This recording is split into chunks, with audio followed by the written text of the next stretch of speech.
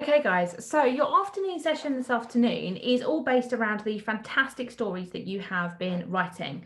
So, of course, I'm going to be sharing some of your stories on the website, but I thought a really great way of us being able to share what we've done and the amazing stories, because some of these pieces of writing that you guys have done have absolutely blown me away. And I've been so impressed with the quality of what you've written, and you've really taken your time and also really listened to the adults at home about the feedback that they're giving you about improving them, and you've created some really quality texts.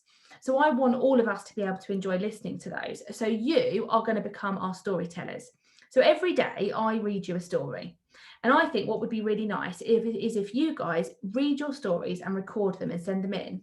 And then each day I will attach one or two stories, depending on how long they are. So my stories that I normally read to you are about 10 minutes. So it might be that there might be one story on there if someone's done quite a long one, or it might be that there are a couple on there if they're only a few minutes long.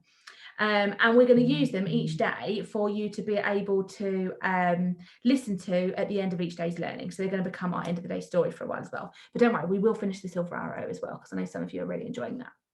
So what I've done is on the webpage, I've put some links to some examples of some really fantastic people who have used their voice to be able to engage the listener.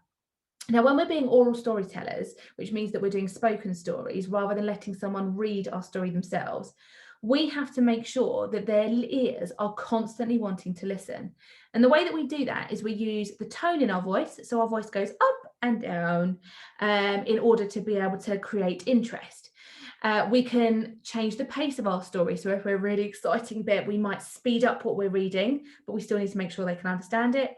Or if we're at a really sad part, or if we're at a part where we're building tension, we might slow down a bit. So he crept around the corner, and before he knew it, boom. Okay, so you're building that tension. You're thinking about how you animate yourself as well, because although you're an oral storyteller, they're watching your video. So when I do my videos to you, I'm very aware that it's not the same as being in class. And you guys all know that if I had to sit on my hands while I was teaching, I would not be able to teach you, because I'm a very expressive talker. So I like to use my hands and I like to use my face and I move my body quite a lot. In the classroom, I walk around a lot. Okay, I pick things up. I'm all over the place, aren't I? And it's part of the way that I keep you engaged in what I'm saying. You need to be thinking the same as a storyteller. So you need to be thinking about several different things. Where are you going to be doing your story? How are you going to be moving your body? So once you've watched the videos of the various different people doing their stories, I want you to have a go at being an oral storyteller. So we've worked really hard on our effective communication. So far, we have talked about intonation of pace. So we've talked about raising and lowering our voice, using volume as well. Like if I begin to whisper, people have to lift it, listen a little bit harder. Okay. Whereas if I'm really loud, okay, so think about what's happening in your story and what the appropriate time is to raise your tone, lower your tone, speed up, slow down. So, how am I building tension?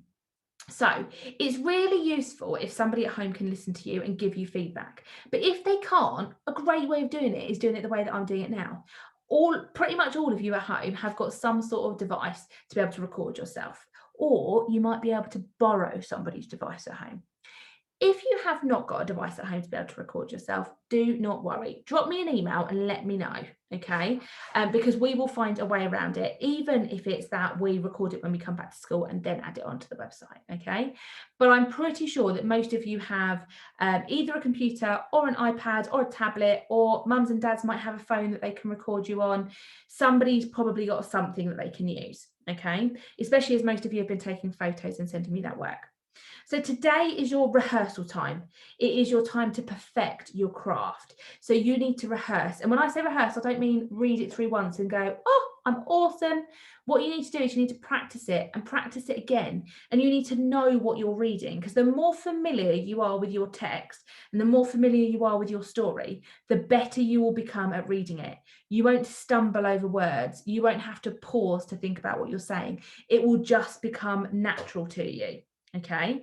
And then tomorrow, when we do our recordings, you will absolutely fly through it, and you'll be able to, really think about what you're doing, and you will have perfected it so that it becomes the best recording ever.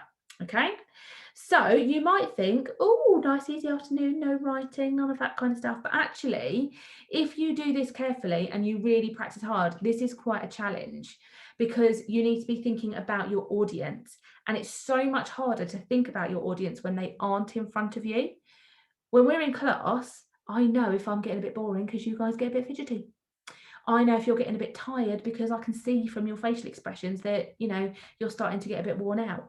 I can see when you need a bit of fresh air. I can see when I need to change what I'm saying or I change my pace. When you're talking to a computer screen, you don't have that interaction. So you have to think about what you're saying and be very self-aware.